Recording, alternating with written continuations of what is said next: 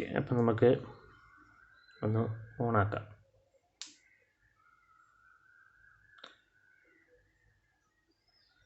എനിക്കൊന്ന് ചാർജ് തീർന്ന് വന്നതാണോ എന്ന് എനിക്ക് സംശയമുണ്ട്. നമുക്കപ്പോൾ ഒരു കാര്യം ചെയ്യാം, ഞാൻ ചാർജ് കുത്തിയിട്ട് നോക്കാം. കാര്യം ഓണാവുന്നില്ല. ചാർജ് തീർന്നു.